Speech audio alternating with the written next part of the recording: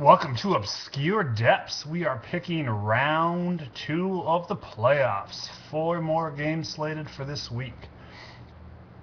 A little bit surprised last week. I don't think I did very good. I took a lot of underdogs. All the favorites covered and all the over-unders hit too. So interesting week. I think I took 3 underdogs last week. Houston was the only one that I took, only favorite that I took. So that was the only one I really got right. So don't doubt me, but I'm gonna give it a try here again. So all right, first game, Baltimore at Denver.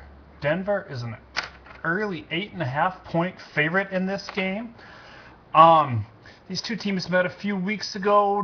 Denver kind of tossed them around on their home field, so I'm a little interested to see what this is going to be. I think Baltimore is going to have a little bit of a coming here on a little bit of a hot streak, but I still think Denver is going to win this game.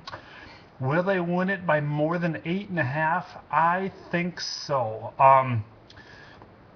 This aging Baltimore defense is going to probably come out and play a really good first half, but they are going to probably fade away as the second half bores on. I think Baltimore, if they have to have any chance in this game, they have to be leading this game at halftime. I don't think they will. I think Manning probably sat at home and watched that game last week, and he's going to know exactly what to do to be successful. So I'm going to take Denver minus 8.5. I really don't see anybody beating Denver. I think they might be our eventual Super Bowl champs. Being a Raiders fan, I hate to say that, but I think that's probably where we're at. I don't think anybody's going to be able to hang with Manning right now. Unless he gets hurt, this is the team to beat as far as I'm concerned. Green Bay at San Francisco. San Francisco is only a 3.5-point favorite in this game. I hear a lot of people spouting about how hot Green Bay is. They beat the Vikings. They beat the Vikings last week and didn't beat them the week before. I just don't think Green Bay's got what it takes this year. I think they're going to stumble in this game and probably lose by 7 or 10 points. So I'm going to take San Francisco minus 3.5. I think they're going to be ready to play. Much like Denver did last week, they sat at home and watched Green Bay, and they're going to know what to do, and they're going to come out and beat the Packers pretty handily. Like I said, 7 or 10 points.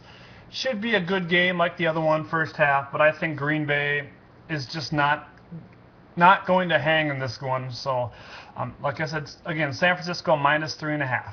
Seattle at Atlanta. This is the game. This is the big, intriguing game.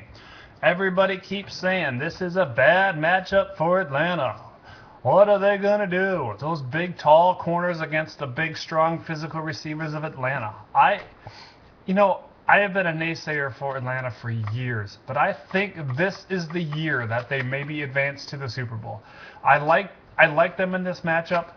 I think Clemens being gone for Seattle is going to hurt them very, very much. So I like Atlanta minus 2.5. They're the home team in this game, and I think this is going to be the year Atlanta advances to the Super Bowl.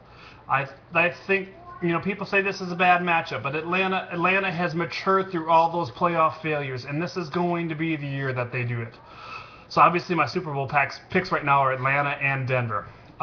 So again, that last game, Atlanta minus 2.5 to beat Seattle. This is the end of the road for Seattle. Great run, great future in that city. I got to be happy to be a Seattle fan right now, but I think they're going to lose. Houston at New England. 9.5 points. The Patriots are favored in this game by 9.5 points. Some of you may remember Houston going up to New England and getting their butts kicked about a month or so ago. Is that going to happen again? I don't think so. I think this is going to be a close game. Much like those first two games, it's going to be close in the first half, and I think New England might just overpower them in the second half. So I am not crazy about it, but I am going to take New England minus the 9.5 because I really see this being like a 27-17 game. I think that 9.5 is perfect. I will take New England to win this game by 10. I don't want it to happen because I think this Houston team is really, really fun to watch, and I would like to see them move on. But who doesn't want Manning Brady next weekend for the AFC Championship game, huh? Who doesn't want that? So that's going to be a great spectacle. I think New England minus 9.5 in this game. Again, I'm not crazy about it. I'd say the one I'm most confident about is Seattle losing to Atlanta by 2.5. If I had to pick a lock of these 4 games, it definitely would be that one. It's hard to pick one lock with just 4 games on the slate, but that's what I'm going to say.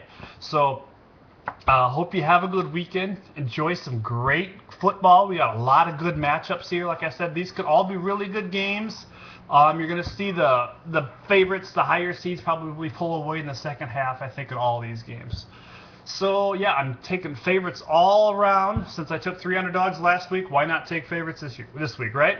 I didn't do very good last week, so bet the favorites. Watch the over-unders this week. I know we had all the unders hit, but I think there's going to be some points scored this week. That's not how the NFL went last year in the playoffs with all the unders hitting. So watch the over-unders. If they are low, jump all over them because they are going to hit this week. There's going to be a lot of points scored this week. Thank you for listening. This has been Obscure Depths. Hope you have a great weekend. Enjoy some great football, and I will see you next week.